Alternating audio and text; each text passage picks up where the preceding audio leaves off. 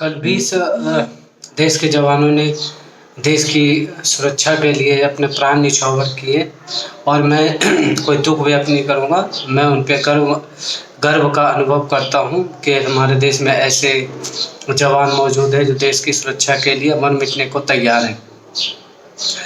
और इसी पे फिर मेरे मन में कई विचार आए कि देश की सीमा की सुरक्षा करने की जिम्मेदारी क्या केवल सेना की और सुरक्षा की है और सरकार की है? नागरिक के रूप में हमारा कोई कर्तव्य नहीं है? नागरिक के रूप में हमारा भी काफ़ी कर्तव्य है और कई कर्तव्य ऐसे हैं जो हम जिसका पालन कर सकते हैं और जो हमारे कंट्रोल में है। बहुत सारी चीज़ें हैं जो हमारे कंट्रोल में नहीं है, आप उसको छोड़ दीजिए। जो हमारे कंट्रोल में नहीं है वो सेना और सरकार कर रही है, लेकिन जो हमारे कंट्रोल में है वो हमें करना चाहिए। आज हम अभी घर में बहुत ऐसे सामान यूज करते हैं जो चाइनीज़ है, चाहे वो आपका हाउस होल्ड का सामान है, जनरल मशीनरीज है, बहुत सारे सामान हैं जो कि चाइनीज़ ही हैं। जो डिजिटल है, चाहे वो टेलीफोन है या बहुत सारे जो ऐप्स हैं, ऐसी बहुत सारी चीज़ें हैं, टेलीविज़न्स है जो कि चाइनीज़ है। हम अभी एक काम ये ज़रूर कर सकते हैं, अब हमें इनको तोड़ना या फेंकना नहीं है।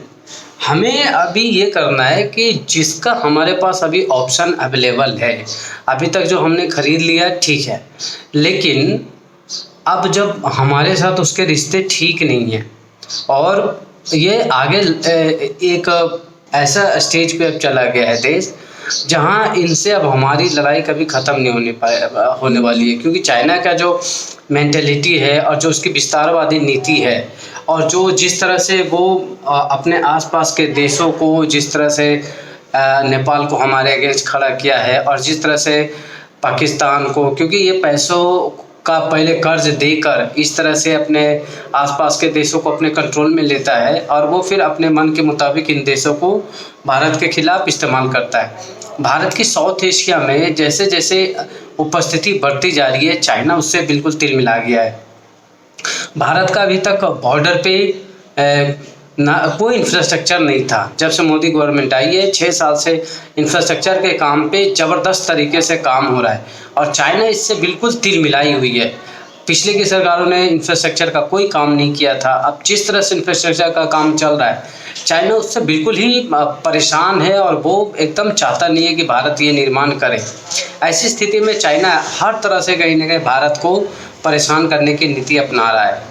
तो ऐसे टाइम में जब कोई दुश्मन देश आपको चारों तरफ से घेरने की कोशिश कर रहा है, तो नागरिक के कर्तव्यों का हमारा भी पालन करना है। केवल सेना और सरकार उनसे मुकाबला नहीं कर रही है और ऐसी नहीं है कि उसकी लड़ाई केवल सेना और सरकार से है।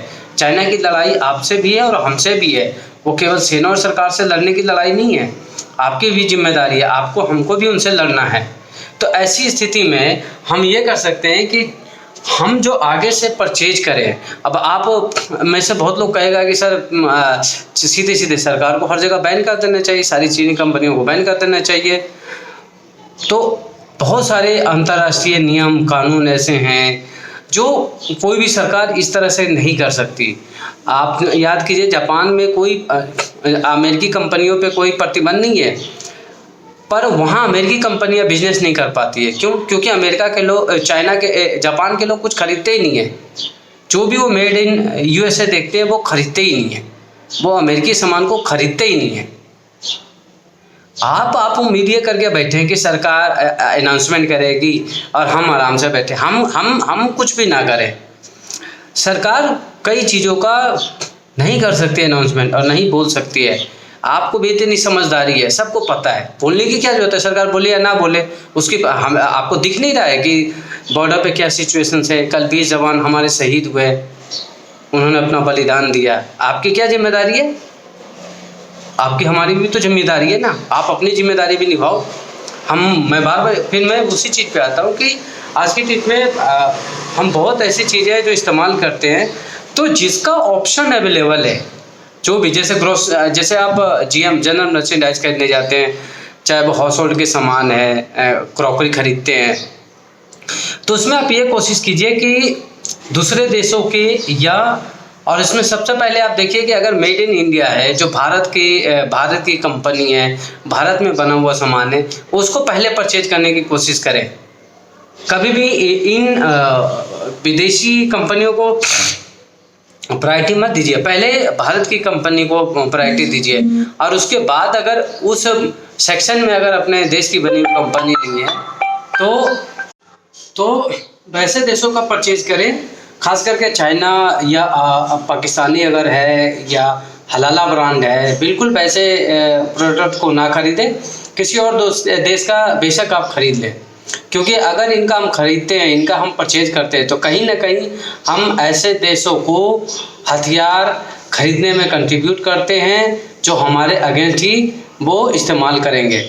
तो बिल्कुल ऐसे आप धीरे धीरे अपनी एक आदत में बना लो कि हम ऐसे देशों के प्रोडक्ट नहीं खरीदेंगे। और बार बार आपको लगता है सरकार डायरेक्ट इनडायरेक्ट आपको लगातार इसका संकेत दे रही है, चाहे लोकल के लिए वोकल हो, प्रधानमंत्री मोदी का बोलना, आत्मनिर्भर बनने के लिए। आत्मनिर्भर बनने का मतलब यही बोला जा रहा है कि वैसे सामान जो अभी भी हम बाहर से हम परचेज करते हैं, इम्पोर्ट करते हैं, जिसमें कि चाइना का सबसे ज़्यादा इम्पोर्ट है, हमारा 5 लाख करोड़ का है, तो हमारे देश की कंपनियों को भी लगातार बोला जा रहा है और सारे लोगों को बोला जा रहा है कि आप अपने देश में ही इसका मैन्युफैक्चरिंग कीजिए, ताकि हम अपने देश की बनी हुई चीज़ों का इस्तेमाल कर सके। तो डायरेक्ट इनडायरेक्ट सरकार इशारा कर रही है, साफ साफ, आपको खुल के नहीं बोला जा सकता है, सब इस बात को समझ रहे हैं। तो प्लीज़ सब लोग अपना जो हमारा नागरिक का कर्तव्य है, नागरिक के कर्तव्यों का पालन करें, और हमारी आपकी जो लड़ाई है जिसमें कि हमें जो कंट्रीब्यूट करना चाहिए कंट्रीब्यूट कीजिए। इसमें आप यही चीज़ का प्रण लीजिए। पहला प्रण ये लीजिए कि आप आगे से जो भी आप परचेज करते हैं तो ज़रूर उसमें देखें कि वो जो हम प्लेटफॉर्म जिसे खरीद रहे हैं वो चाइना या पाकिस्तानी तो नहीं है। दूसरा, जब हम किसी सामान को परचेज करते हैं तो वो सामान चाइनीज या पाकिस्तानी या हलाला तो नहीं है। तीसरा हम कर सकते हैं कि जो भी हमारे ऐप्स हैं जो कि हाथ 5 मिनट का, मतलब 5 मिनट भी नहीं, 5 सेकंड का काम है, जो भी चाइनीज़ है उसको ज़रूर डिलीट कीजिए। और सबसे ज़्यादा आपको बार बार सब लोग बोल रहे हैं, PUBG को आप डिलीट कीजिए, टिकटॉक को डिलीट कीजिए। और ये इनको डिलीट करने के पीछे यही इसलिए कहा जाता है क्योंकि PUBG हमारे देश के युवा लोगों को बर्बाद करने के लिए बनाया गया है, और टिकटॉक जिहादी मानसिकता को फैलाने के लिए बनाया गया है। ऐसे ऐप्स को ज़रूर डिलीट कीजिए। मुझे शर्म आती है बहुत लोगों पे कि अभी भी अपने देश के ऊपर इन जैसे तुच्छ ऐप्स को आप अहमियत देते हैं। मतलब आपकी नागरिकता के नाम पे, राष्ट्रीयता के नाम पे आप कितने शून्य हो चुके हैं कि जिसका मतलब जितनी घोर निंदा करी जाए कम है।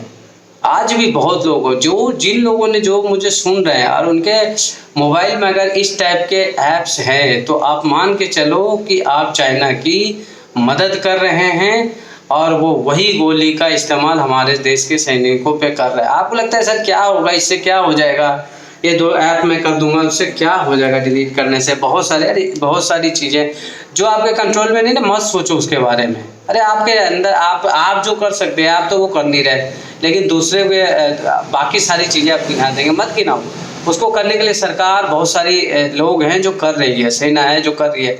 आपके हाथ में जो छोटा काम है ना, पहले वो आप कर लो, ठीक है? आप अपने देश के ऊपर इस जैसे छोटे घटिया ऐप्स को नहीं रख सकते। और अगर आपके लिए ये ऐप आपके देश से भी ऊपर है तो फिर आपको ज़रूर सोचना चाहिए, ज़रूर आपको सोचना चाहिए कि आपकी मानसिकता किधर जा रही है। और ये इसीलिए इन ऐप्स को विकसित किया गया है। आप शांति से 5 मिनट बैठ के आप अपना रिव्यू कीजिए और आप रख के देखिए कि क्या आप अपने देश को आप अपने इन ऐप्स के पीछे ये नीचे नहीं रख रहे हैं। ज़रूर सोच के देखिए यार। मैं तो सबसे अपील करूंगा कि जो मेरा वीडियो देख रहे हैं अपने घर में बाकी अपने रिलेटिव्स को भी बात कीजिए और उनको बताइए कि आपकी राष्ट्रीयता कहाँ जा रही है। जो सैनिक शहीद हो रहे हैं ना, वो केवल उनकी जिम्मेदारी नहीं है। और एक बार जरूर सोच के देखिएगा कि जो कल शहीद हुए हैं, अगर वो आपका बेटा होता, आपका भाई होता, आपका पति होता, तो क्या आपका रिस्पॉन्स भी यही रहता? जय हिंद, जय भारत।